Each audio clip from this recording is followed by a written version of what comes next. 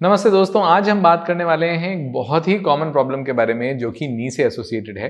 और इस नी प्रॉब्लम के अंदर यूजुअली यंग पेशेंट्स हमारे पास घुटने में दर्द लेकर के आते हैं। बहुत सारे पेशेंट्स कहते हैं कि सर अभी से ये हाल है तो आगे क्या होगा। ये एक बहुत कॉमन स्टेटमेंट है जो हम सुन रहे हैं और इसी को सुन करके हमने आज ये वीडियो बनाया है।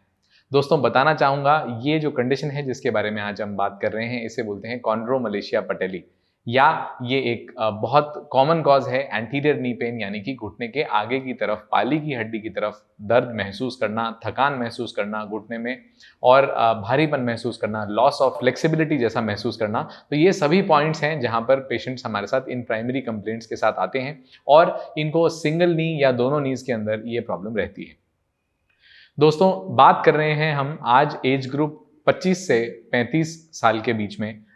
लोगों के बारे में। और इन नीज के अंदर हम लोग देखते हैं कि कट-कट की आवाज़ के साथ एक माइल्ड पेन जैसी फीलिंग पेशेंट्स लेकर के आते हैं। ये जो माइल्ड पेन है इसका सबसे इंपॉर्टेंट कारण पेशेंट्स का आने का ये होता है कि ये लोग सोचते हैं कि हमें आर्थराइटिस स्टार्ट हो गया है, हमारा घुटना घिसना स्टार्ट हो गया है और अब हमारा घुटना जो है वो अर्ली वियर आउट कर जाएगा। तो ये एक बहुत कॉमन डर रहता है लोगों को। और मैं बताना चाहूँगा दोस्तों कि कॉन्ड्रोमलेशिया पटेली जब तक इनिशियल स्टेजेस में रहता है, इनिशियल ग्रेड्स में रहता है, तो ये 100% एक रिवर्सिबल प्रोसेस है जो कि हम लोग एक्सरसाइजेस से मोस्ट पेशेंट्स के अंदर या अलाइनमेंट करेक्शन से या एक प्राइमरी प्रॉब्लम को आइडेंटिफाई करके उसे रिवर्स कर देते हैं। अगर हम बायोमैकेनिक्स को हम रिस्टोर कर देते हैं, काइनेमैटिक्स को जॉइंट के हम रिस्टोर कर देते हैं, तो ये चीज़ ठीक की जा सकती है। बहुत सारे पेशेंट्स ऐसे देखे जाते हैं जहां पर फ्लैट फुट हो जाने की वजह से या नी में एक वैल्गस या वैरस अलाइनमेंट, यानी कि घुटने पास और टखने दूर या घुटने दूर और टखने पास हो जाने की वजह से जहां पर बो लेग्स या नॉक नीज जैसी चीजें हमें मिलती हैं,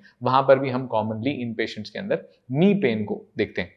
जैसे जैसे हमारा वजन बढ़ता है दोस्तों, आमतौर से इस अलाइनमेंट की जो प्रॉब्लम्स हैं हमारे सामने आने लग जाती हैं। जब हम इनिशियली इन पेशेंट्स को समझाते हैं कि आपकी प्रॉब्लम आपकी अलाइनमेंट की वजह से है, तो ये पेशेंट्स हमसे तर्क वितर्क में ये कहते हैं कि सर ये प्रॉब्लम अगर हमें शुरू से है तो आज हमें सिम्टोमेटिक क्यों हो गई। उसके लिए दोस्तों बहुत एक सरल जवाब ये है कि हमारा जैसे जैसे वेट प्रोग्रेस करता है, जैसे वजन बढ़ता है हमारा, जैसे कि हार्मोन डिपेंडेंस जैसे रहती है, तो जैसे जैसे ईस्ट्रोजन प्रोजेस्टेरॉन का रोल आता है, तो वैसे वैसे फीमेल्स के अंदर कुछ एज ग्रुप के अंदर जहां 25 से 35 साल के बीच में हम देखते हैं एज ग्रुप में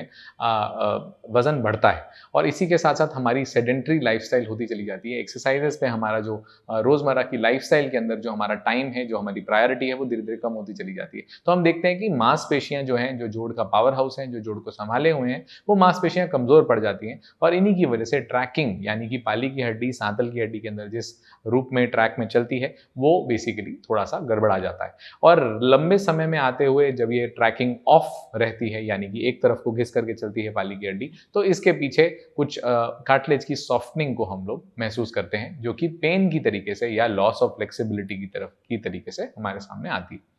इसी के साथ साथ दोस्तों देखा जाता है कि ऑफिस वर्कर्स जिनके अंदर घुटने बहुत लंबे समय तक 90 डिग्री से ज़्यादा लोग मोड़ करके बैठते हैं, तो जॉइंट में कॉन्टैक्ट फोर्सेस, पाली और सांतल के बीच में जो कॉन्टैक्ट फोर्सेस रहती हैं जॉइंट की, वो बढ़ जाती हैं और इन्हीं की वजह से जो सरफेस रहती है, अंडर सरफेस यानी पाली की हड्डी के पीछे की जो सतह रहती है, वो धीरे धीरे सॉफ्ट होनी स्टार्ट हो जाती है, यानी उसके इनहेरेंट नेचर के अंदर चेंज आ जाता है।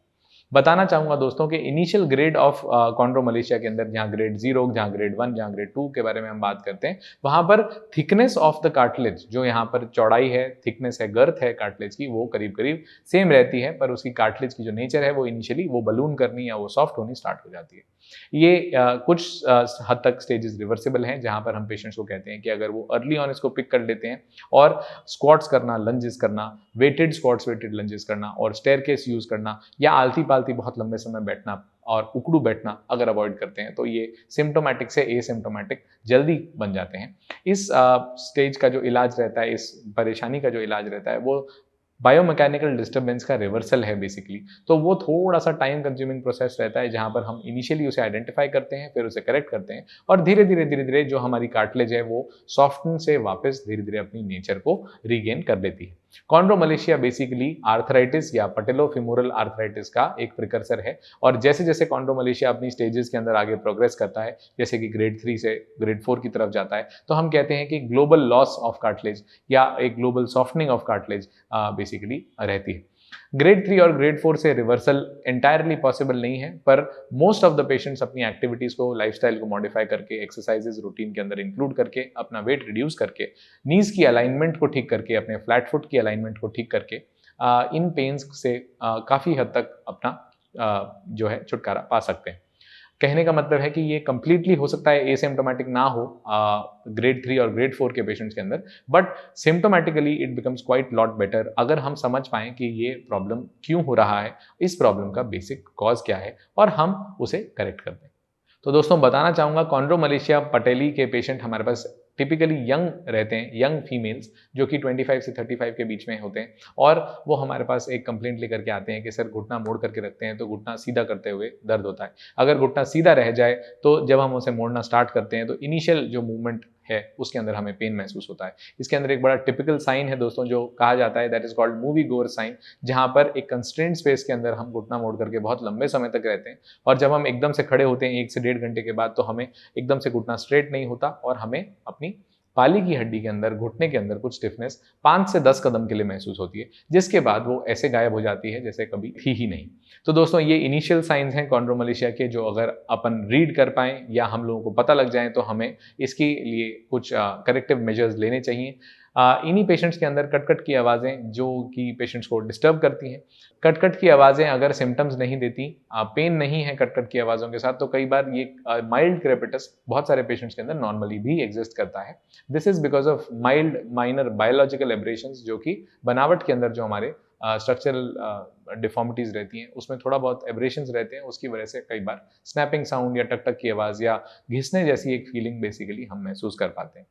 वेट कंट्रोल का दोस्तों बहुत इंपॉर्टेंट रोल है कॉन्ड्रोमलेशिया पटेली में, और इसी के साथ साथ अलाइनमेंट करेक्शन या फ्लैट फुट का जो इनसोल लगा करके जो करेक्शन है वो बहुत एक इंपॉर्टेंट रोल प्ले करता है कॉन्ड्रोमलेशिया पटेली में। इसी के साथ साथ लाइफस्टाइल चेंजेस जिन पे हम स्ट्रेस किए थे, जहां पर हमने कहा कि स्टेयरकेस का इस्तेमाल ना करें, 90 डिग्री से ज़्यादा नी बेंडिंग ना करें, मैं दोबारा रिपीट कर रहा हूँ, और इसी के साथ वेटेड स्क्वाट्स, लंजेस जैसी एक्सरसाइजेज ना करें, रनिंग को थोड़ा सा मॉडिफाई करें, उसको एक नॉर्मल वॉक या ब्रिस्क वॉक में कन्वर्ट करें, स्किपिंग, जंपिंग, रनिंग के लिए थोड़ा सा पॉज लगाएं। ये सभी चीज़ें हमें मदद करती हैं कि हम अपने नी पेन से घर पर ही with lifestyle modification, with ice packs, with conservative management ही हम रिलीफ पा सकें।